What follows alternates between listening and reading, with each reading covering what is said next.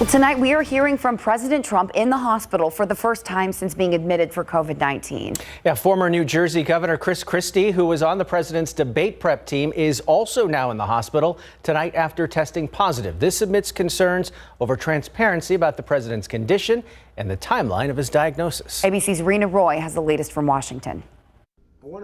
Tonight, the president speaking to the American people after being admitted to Walter Reed Medical Center as he battles COVID-19, saying he believes he'll be back at the White House soon.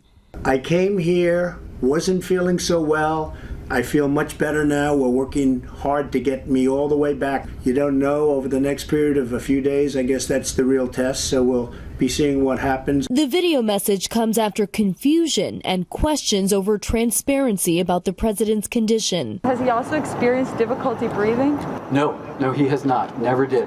However, sources close to the president tell ABC News he was in fact having difficulty breathing and received supplemental oxygen Friday at the White House after his oxygen levels dropped. His doctor said he was happy about the president's condition at a press briefing today, but a source familiar with the president's health told reporters shortly after his vitals over the last 24 hours were very concerning, and the next 48 hours will be critical in terms of his care.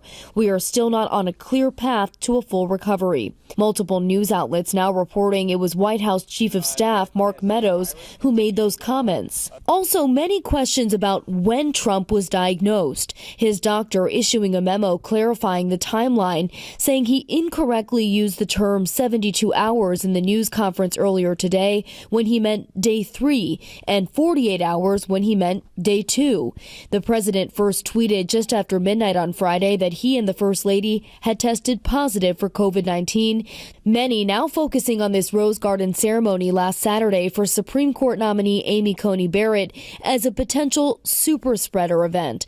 Several in attendance confirmed positive, including Chris Christie, who was part of the president's debate prep team. The former New Jersey governor announced this evening he checked himself into a hospital as a precautionary measure because of his history with asthma. Meantime, 77-year-old former Vice President Joe Biden says he and his wife Jill both tested negative. At a town hall tonight, when asked about the lack of PPE provided to essential workers by the Trump administration, Biden said he didn't want to attack the president amid his diagnosis, then said this. If that's not the president's responsibility, what the heck is his responsibility? They don't care about much of anybody. Rena Roy, ABC News, Washington. And locals here in Bexar County continuing to show their support for President Trump. A group was out today in the front of the Republican Party of Bexar County headquarters on Starcrest Drive. Organizers say they've been hosting these support rallies since about July. Honks of support were welcome, along with open conversation from those who may be on the opposing side. And with the president hospitalized, that group tells us now is the most important time for them to support the campaign. Turning now to weather, an absolutely gorgeous autumn Saturday out there. I spent the entire day before work outside. Well, I spent most of the week outside doing stuff, and it was a nice mix of cool mornings, cool evenings, warm afternoons. Perfect. Gorgeous. Yep. Generally speaking, that trend is going to continue. So that is some good news. We don't have any big weather movers and shakers in the forecast for the next week or so. So that's going to keep things pretty even keel.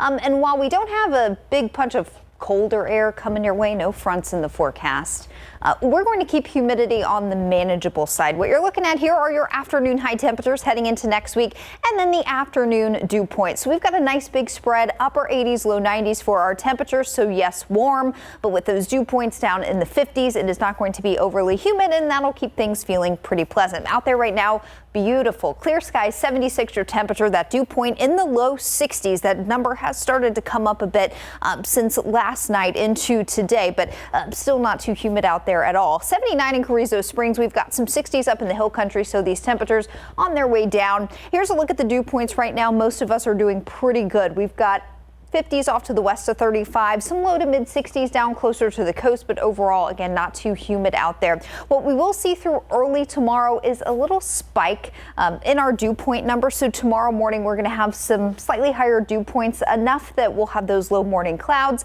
and maybe even a little bit of patchy fog tomorrow. But then we're going to actually have a very, very weak frontal boundary sneak through tomorrow. It won't be marked by rain, and it's really not going to do a whole lot for us temperature wise. But what it will do is drop our dew points again early next week, we've got our dew points in the 50s, and that's where they'll stay next week, again, keeping us pretty comfortable. But no big movers and shakers here. We've got the jet stream, a nice dip in the jet stream over the Great Lakes today.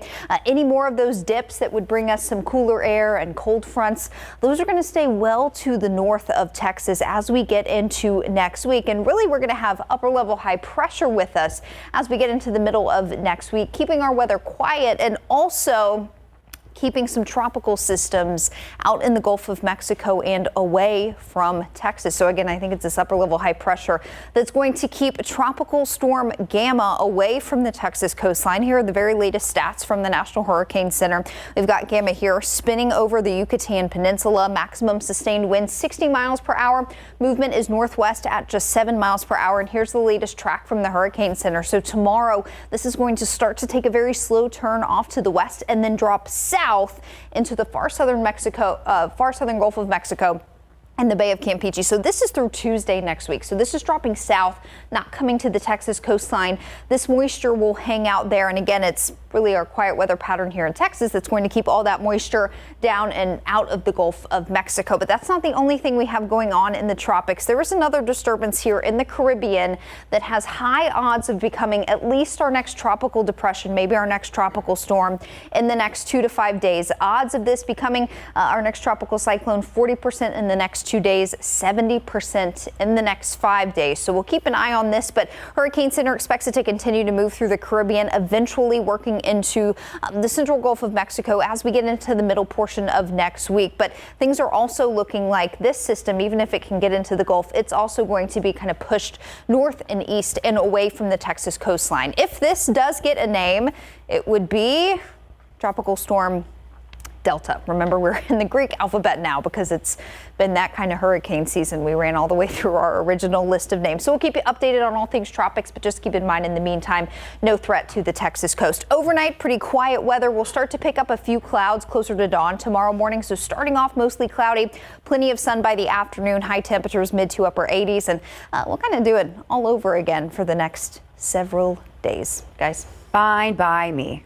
All right, last weekend the Longhorns were able to pull out a last-minute victory. Today, no rabbit, no hat, no magic. I'll tell you and there what. Goes Courtney. I think I offended her. Yeah, she wants no part of this, does she? I'll tell you what. When Texas is ranked by the AP and they face an unranked team, it is not good for the Longhorns. We got it coming up. Plus, Texas A&M and Alabama didn't go the Aggies away, but DeMarvin Leal certainly had a monster play, and UTSA suffered a huge blow right out of the gate at UAB. Coming up.